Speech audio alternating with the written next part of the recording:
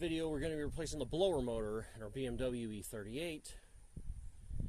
So it's going to be a long, tedious process, not that hard though. So the first thing you want to do is move the steering wheel all the way down and all the way back towards the driver. Then with the key still in the ignition, disconnect the battery. Battery's in the back. I disconnected that cable and I have it sitting not near the terminal, so it shouldn't energize. It's because once you turn the key off, steering wheel goes up and forward to get out of your way, which will be in the way of the instrument cluster when we go to remove it.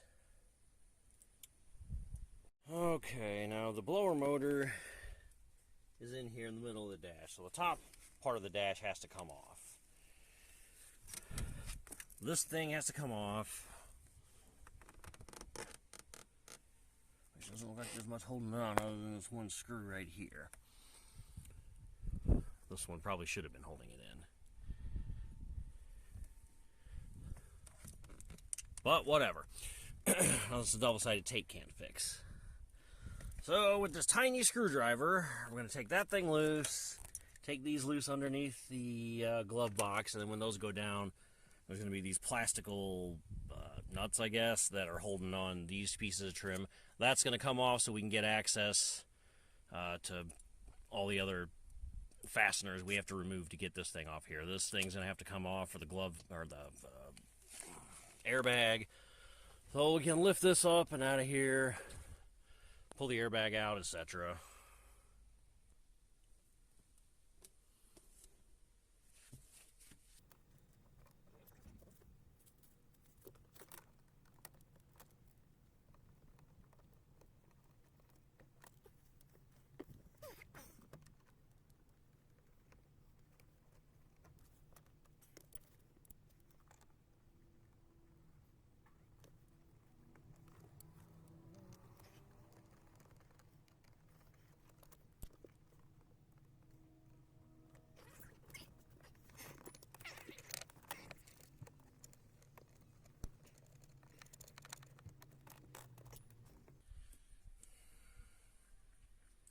So it looks like these plastic nuts,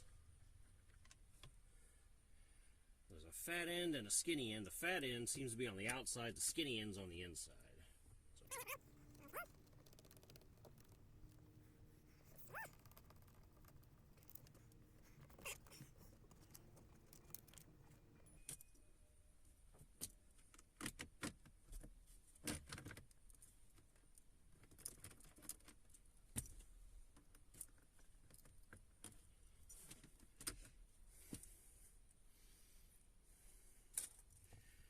So this is the wiring for my dash cam, so I'll have to remember to put that up when we're done here. Now I can reach my hand up and get the wooden one off, and it's fat, skinny, it looks like. And then maybe also fat.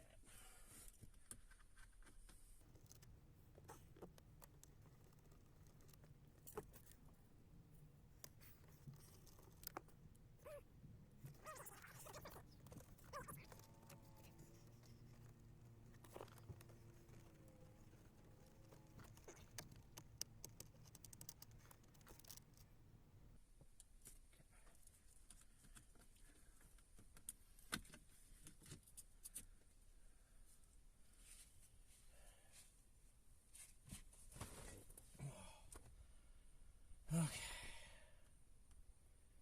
Need a torch driver because these A-pillars have to come off too, but in the meantime,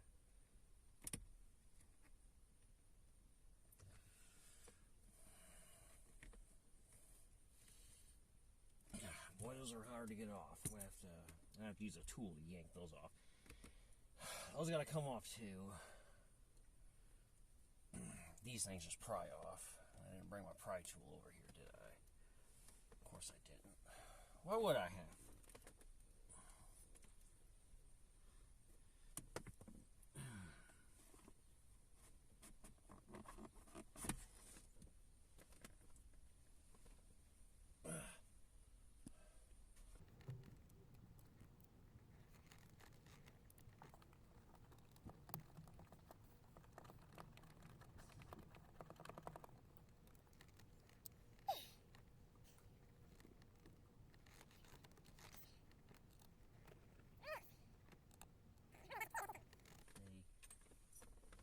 are seemingly T10s.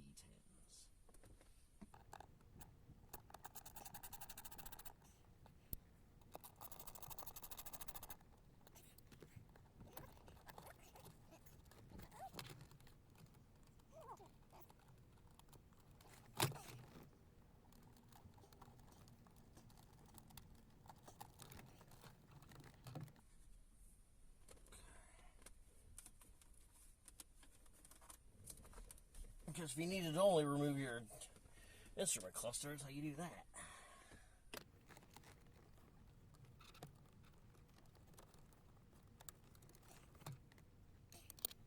Alright.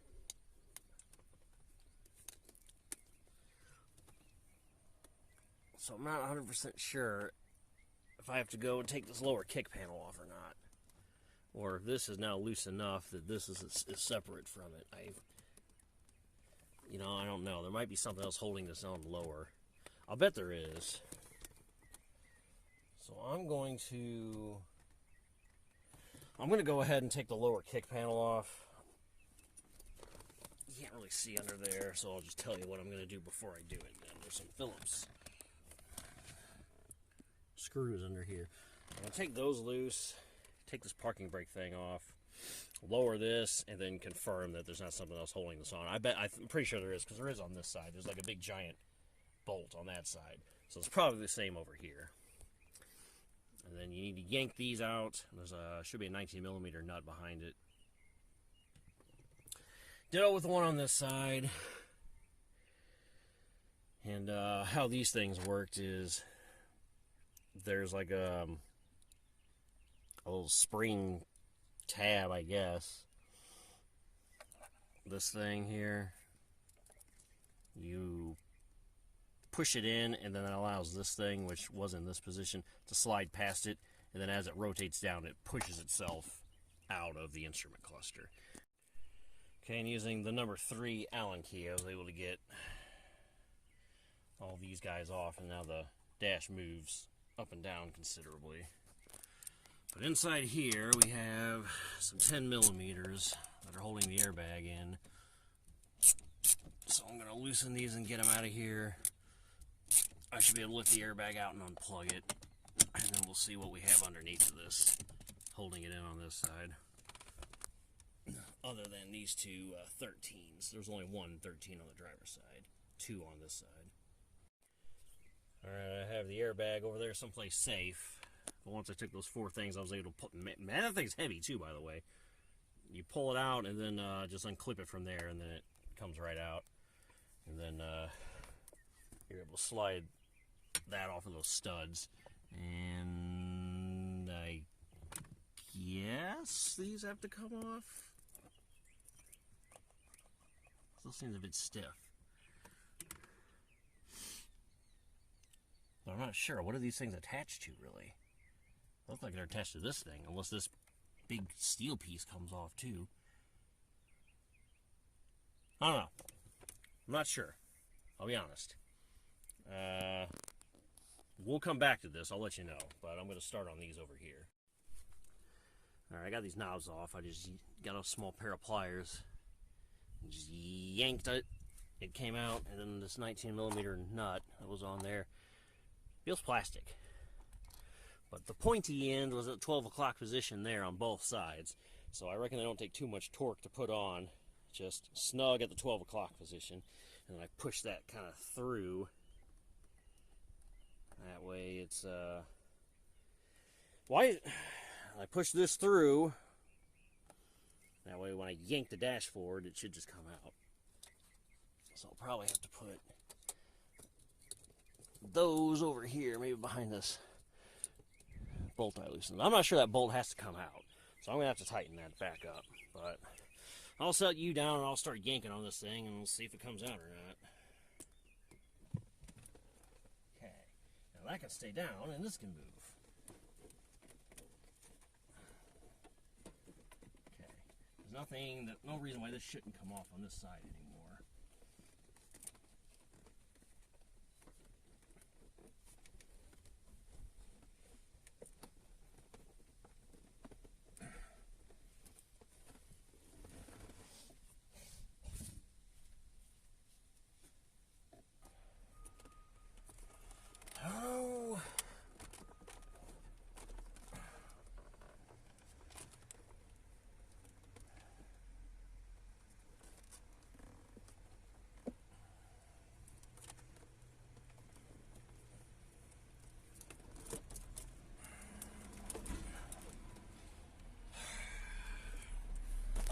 I'm cutting this here. Okay, well, I stopped recording when I shouldn't have, but I'm getting the fucking dash out of here now. It was a bitch.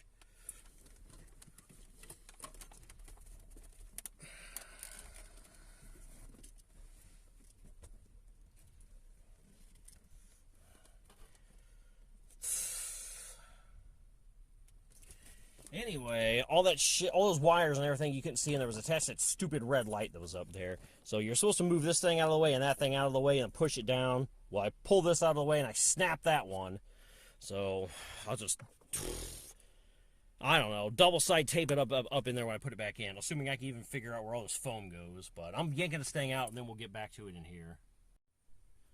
Well, here's the money shot. Dash out. So yeah, it pushes through there. But I had to yank it forward, tilt it this way, and just slide it that way after I messed with all that crap here with that red thing. I don't know where that tab I broke off went. Hopefully not down in the vents or something somewhere. Don't know. Trying to use this viewfinder to see if it fell down there. No clue. No clue. I guess I gotta figure out how to get this crap off now, and then these screws down here, I'm sure what is holding the blower motor on, or the cover that conceals it. So let me get this crap out of the way. Okay, I got these two arms off. That middle part that was in there, that's over there now, is yanking up. The big arm, you see, has like some spring tension thing on either side, where there's a nipple popping up. And that sits in through that yellow thing right there. On this side, it sits in through a black thing. But you essentially just pry down on that spring part. And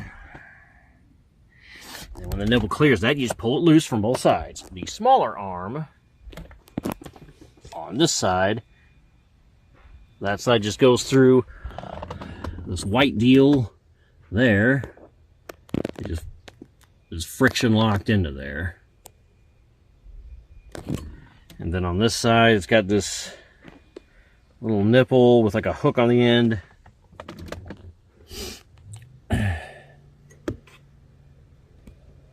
Well, I can't really get a good...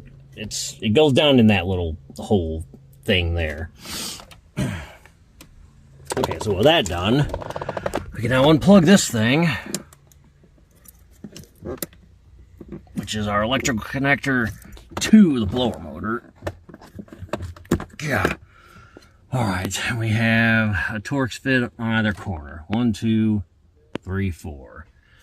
It's going to get this cover off, and then we can get the blower motor out of there and replaced. Okay, with that cover off, we now have 3 T25 Torx that are holding this thing in. It does spin somewhat freely. It's not rubbing. So we'll keep that in mind for when I put the new one in, because when I set it down in here and torque it down, we need to make sure it spins about as freely as that, at least, and doesn't bump into anything and make a noise.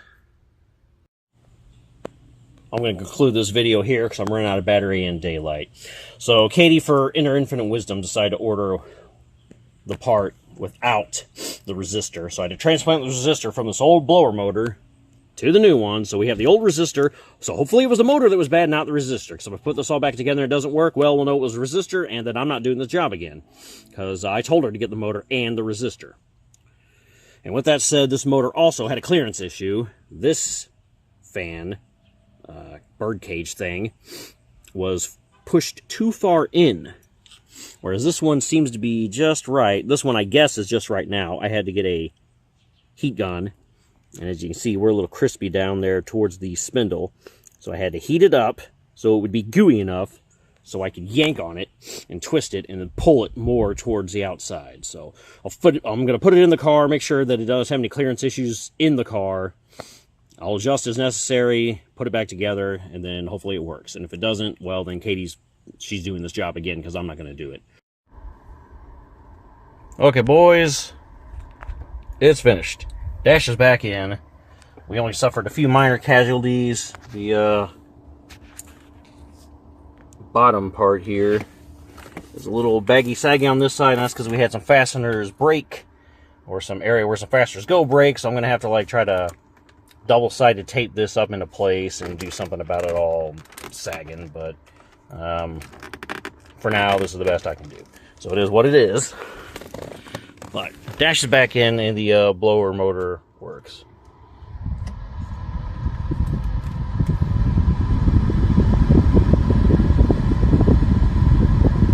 So there we go. And of course, because Katie did not replace the resistor and only replace the motor, and as we can see, here's the old one, no longer has a resistor on it. So it wasn't too hard to transplant, it was just a mild inconvenience. The big issue was because she bought a cheap Chinese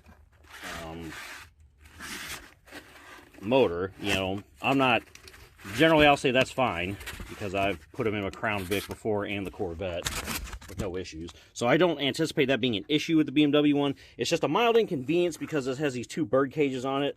And as you can see how the bare one is from the BMW, you know, official BMW part, it's mostly out all the way on this side, and this side just in a little way. So make sure when you mount it in and you spin the new one that it works. And I think they did it backwards on the Chinese one, because one side, just like this, was out, and the other side was, you know, in. But it was backwards. When I put it in the car and spun it, it rubbed. So I had to take the...